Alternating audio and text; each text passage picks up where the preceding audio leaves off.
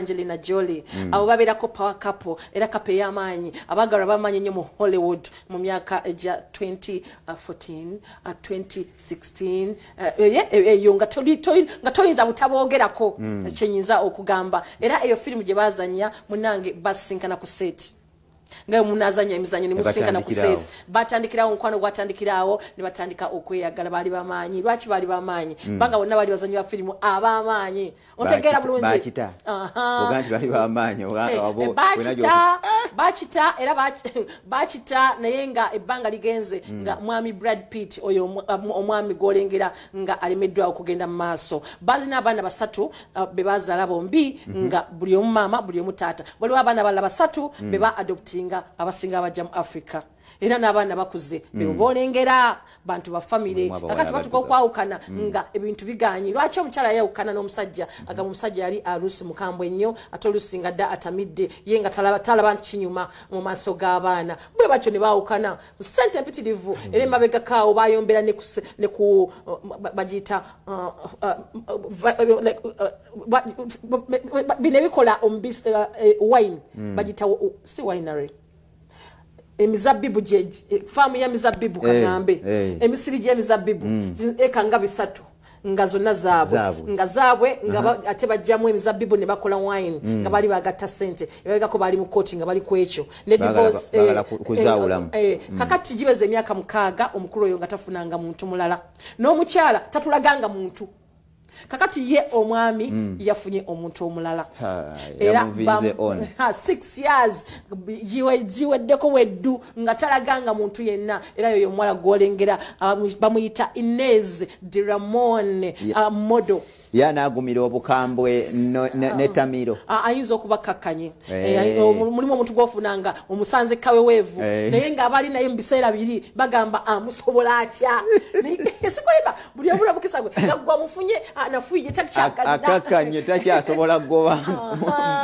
akakanye bagamba nti Brad Pitt bamulengeddeko n'akakyala ako bakata Inez de Ramon era nga bagenda ku lunch bawo batambuddeko bagenzeko okulaba firimu nga tebeeta ennaku zino naye omukyala ayita nalaga muntu n'ogu Angelina Jolie abeera nnyo emirimu gy'obwannakyewa buli ssaawa abeera asomanya ambasada era alina omutima omuyambi alina n'akasente kateeka mu Africa nga ateeka ku baana abeetaga obuyambi abaana be ya adopting kati bakuze mulimu abaana be yajja mu Ethiopia omba mu Zahara omulengero oyo mwala ali makati yamujja mu Ethiopia nga baby yamujja mu orphanage kati akuze bwatyo bwafana kabulungi neka kyakuze mulengera ali mu myaka 5 akaddiye ati abayeta amugamba nti sawa ya kumira dagali ya pressure kati yanti akato kati kekasobola okwambuka wagulu ku phone kajjayo results pressure kedde uyingire nkango olabe pressure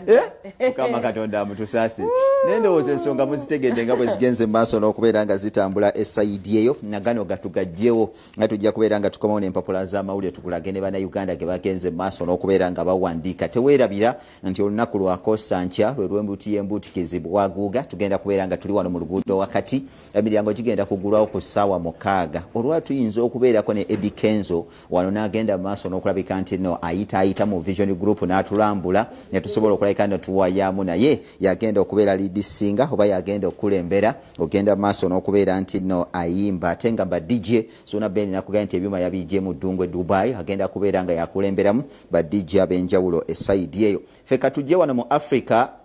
atutandike ne banaiba ab'eggwanga erya Kenya gye buvuddeko emabega kaawo ekyali mu ggwanga erya Uganda ekyokugikwatako ba MP badde bakirese mu ggwanga erya Kenya era nga baagala ogenda maaso n'okubeera nga bagikwatako kino ekintu kyatandika ku lunaku lwa Mande era nga abantu bonna baali balinda pulezidenti w'eggwanga erya Kenya gwe bayita William Ruto butya bwagenda okulabika nti nakyogerako wabula Ruto olunaku olw'eggulo yasinkanye abannamateeka oba abakola amateeka mu ggwanga erya Kenya n'abagamba nti bakole ebibakwata tebazanyira ku constitution y'eggwanga erya Kenya yagambye nti Kenya kirina okubeera ekyokulabirako mu Africa mwonna wabula si mu East Africa mwokka yagambye nti constitution y'eggwanga erya Kenya ekirambika bulungi nnyo nti omukulembeze ow'eggwanga erya Kenya alina okufuga ebisanja 2 nga bya myaka 5 baba bimuwadde ekyo kimala yagambye nti omululu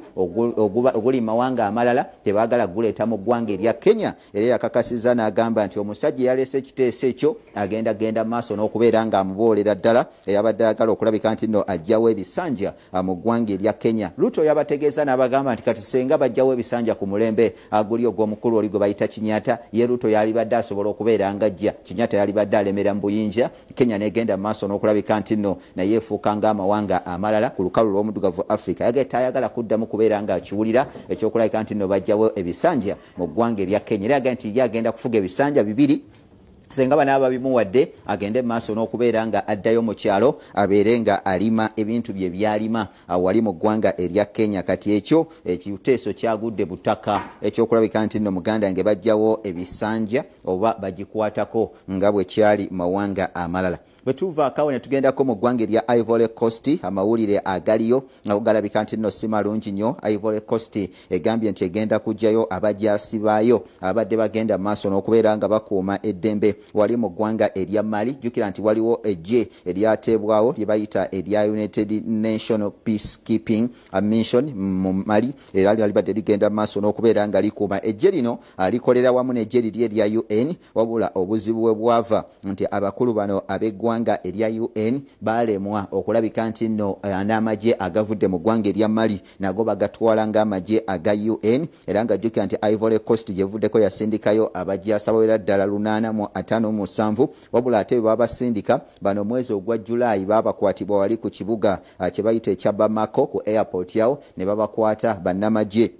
ab'eggwanga erya Ivory Coast. Abamu ne babasiba ate abakyala 3 bo ne babata. Kati bagamba nti bwebeera nga UN tesobola kubanga ekuuma bannamagye ab'eggwanga erya Ivory Coast, tebalina nsonga lwaki batwalayo abantu basobola okuba nno babonaabonera mu ggwanga erya Mali. Bagambye nti kababaleke bagende maaso n'okubeera nti nno abeekuuma bokka oba UN ekuuma eggwanga erya Mali. Bwe tuvaako ne tugendako mu ggwanga erya USA oba United States of America we twogerera nga aba Republican muganda wange basekera mu kikonde ajjukira nti batutte House of Representatives era nga twagenze okumaliriza mid-term election eziri mu ggwanga erya America nga ziraga nti ekibiina ekya Democrat eky'omukulu oli gwe bayita Joe Biden akyawangudde waggulu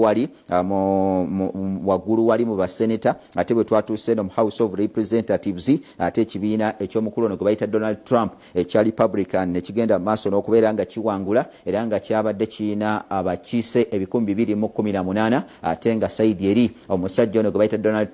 bayita Joe Biden yabadde ayina 200. Kati kiba kitegeeza nti senga Republican yebeefunye amaanyi ag'enkaniddeawo, kiba kitegeeza nti kati Donald Trump yavuddeyo olunaku lweggulo n'ateekayo empapula ze ng'alaga interest oba ayagala okwagala mwaka gwa 2024 addemu afuge eggwanga erya America. Wabula banna Republican bavuddeyo ne bamulabula ne bamugamba nti ssebe ekyo kye wakoze tekikuwaggala nti ogenda maaso n'okulabika nti oddamu okuvuga eggwanga erya America bye watuyisaamu wabituyisaamu tetuyinza genda maaso n'okubeera nga tubiddamu. Era nga baga nti bagenda kulwanyisa nnyo omusajja ono Trump okulabika nti afuna kadi y'abakulu bali aba Republican okubanga bavuganya banna Democrat okusinziira ku nteekateeka nga bwe zitambula. Agasembayo gavudde mu ggwanga erya Russia ate kwoteeka Poland n'abakulu bali aba Ukraine. Jjukira nti Russia yakasuse ekizungirizi olunaku lwabadde lwa kusatu lwabadde lwakubiri ne bagenda maaso n'okulabika nti nekizungirizi no kyawabye ne kigenda mu ggwanga erya Poland ne kikubaawo wakati wa Poland n'eggwanga erya Ukraine. Kati nno mu lukuŋŋaana luno lwabadde lugenda maaso n'okubeera nga lutambula olw'amawanga gannagadda 20 bonna bavuddeyo ne balumiriza Russia nti yeyina obuvunaanyizibwa ku kizungirizi ekyo ekyakubye Poland n'eggwanga erya Ukraine. Era nga aba NATO abo bagamba nti bakimanyi bulungi nnyo nti Russia yagenze maaso n'okubeera nga ekuba Poland. Kati okunoonyereza kutandise okulabika nti nno okuteebwawo ng'abakulu baagala okgenda maaso n'okubeera nti nno embeera bagirambikira ddala bulungi nnyo esobole okulabika nti nno evaayo. Feka tubalinde tugenda kubeera nga tukomawo n'empapula z'amawulire. Teweerabira Miss ne Mr Bukedde agenda maaso n'okulabika nti n'atambula no ku Bukedde TV1 ne Bukedde TV2. Olwasooka twagaba motoka katugenda kugaba ekyapa ate tukuwe n'obukadde 10 ozimbe ennyumba yo nga byonna Bukedde ebikuwadde. Tova ku Bukedde TV1 katukomewo n'empapula z'amawulire.